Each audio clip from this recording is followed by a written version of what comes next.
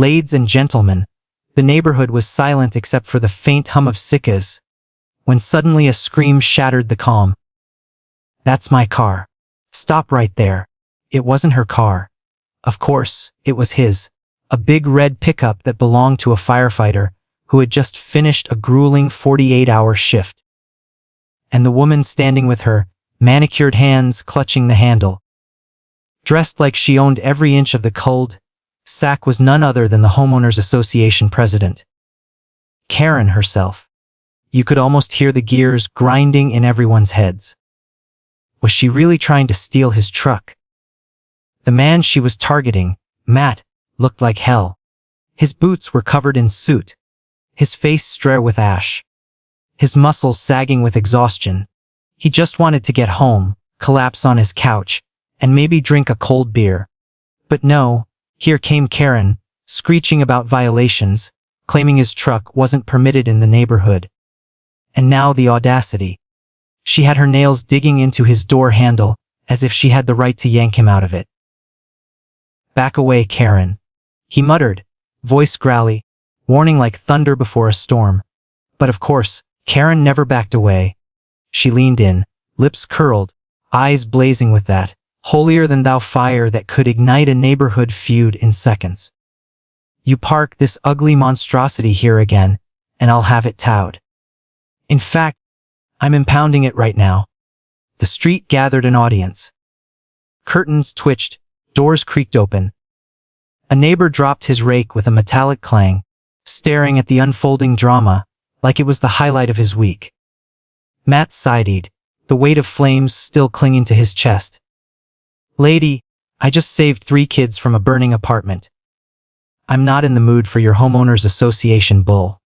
She cut him off, shrieking. "Excuses. This is a family community, not a fire station." And then, oh, this is where things got wild. Karen yanked open the driver's door and actually tried to climb inside. Gasps rippled through the spectators. Someone even whispered, "No way. She's actually stealing his truck." Matt blinked once, twice. Then something in him snapped. His jaw clenched, and with one swift, furious motion, he grabbed her wrist and yanked her back. "Out, out." Karen stumbled but didn't let go. Her shrill voice cut through the night like nails on glass. "Don't you touch me. I'm calling the cops. This is assault." "You're damn right it is," he said through his teeth, "but not on your part." Before she could scream again, she slapped him across the chest. Hard, the sound echoing like a gunshot down the block. Gasps again. A dog barked somewhere, adding to the chaos. And Matt, whose patience had finally burned out after days of fire, heat, and death, didn't hold back. He shoved her away, a sharp punch that landed square on her shoulder, sending her staggering onto the curb. "Oh!" The crowd gasped in unison. Someone muttered, "Holy!" He dropped Karen. Karen's mouth hung open as she clutched her arm, eyes wide with disbelief. "You hit me. Everyone saw that. You're going to jail." But fate wasn't on her side that night.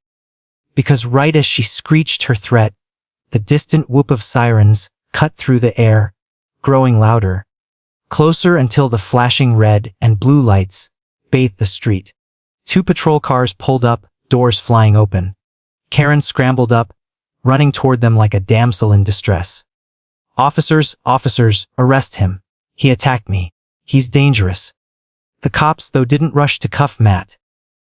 One of them, Officer Daniels, at Karen with a mix of annoyance and recognition. "We've had complaints about you before, ma'am. Let's hear both sides." "Both sides. Both sides." Karen screeched, stomping like a child denied candy. "He hit me. I was just protecting our neighborhood." Matt raised both hands, palms open, his voice steady, though his chest still heaved. "I'm a firefighter. I just got off duty. She tried to steal my truck, climbed inside, slapped me when I pulled her out. I defended myself. Ask anyone here. And oh, the neighbors. Sweet, sweet karma. They came alive like a choir." Voices rose all at once, overlapping like crashing waves. "She tried to take his truck. She slapped him first. Been harassing him for months. She's been terrorizing all of us." Karen's face drained of color as the officers turned slowly toward her, their eyes narrowing. "Ma'am," Daniel said, voice flat as stone. "Is it true you entered his vehicle without permission?" Karen stammered, her bravado cracking like thin glass. "I was enforcing homeowners association rules. That's not your jurisdiction. That's theft." The word hung heavy in the air. Theft. Felony. Karen's lips quivered, her perfect mask slipping. No, you don't understand." But Daniels wasn't listening. He motioned to his partner, who stepped forward with cuffs, gleaming under the street light. The crowd erupted in whispers, laughter, even applause. One neighbor let out a long whistle. Another clapped, muttering, finally, "About damn time."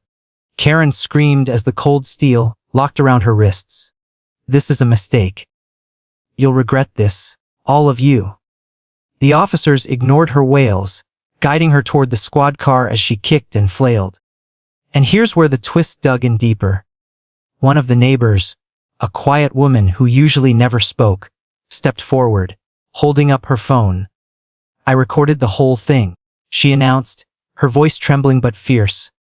Every second, the slap, their attempt to steal, everything. Karen froze mid-struggle, her face contorting as she realized her empire was crumbling. Not just in whispers, but on video. Proof. Undeniable proof. Matt exhaled hard, shoulders finally dropping, as the officers shoved Karen into the back seat of the cruiser. The crowd's energy shifted from shock to relief, a release of months of tension. He leaned against his truck, head tilted back toward the sky, eyes closed. "God," he muttered under his breath. Finally. But karma wasn't done yet. Days later, the story spread like wildfire. Neighbors posting the video online. Local news picking it up. HOA president, arrested after attempting to steal firefighter's truck. It was headline gold, and Karen's name was splashed everywhere.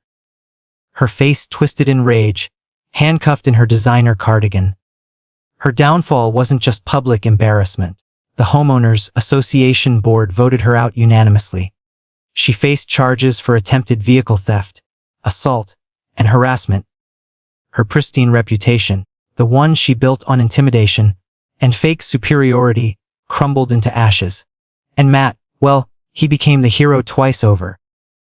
Not just for saving lives from burning buildings, but for standing up to the woman who had been tormenting the whole neighborhood. People baked him pies, offered him beers, mowed his lawn. The man couldn't walk his dog without someone stopping to shake his hand. Karen, meanwhile, faced the bitter end she'd carved for herself. Her house went up for sale under pressure. She disappeared one night, gone like smoke. No one cared where she went. No one missed her, and the neighborhood for the first time in years. Breathe easy. Matt still shook his head whenever he passed the spot where it all happened. All that over a damn truck, he muttered with a half smile, half sigh. Some people just don't learn until karma knocks them flat. And, oh, did it ever. Thanks for listening this wild ride. Don't forget to hit that subscribe button and share the story so more people can see how karma always comes back around.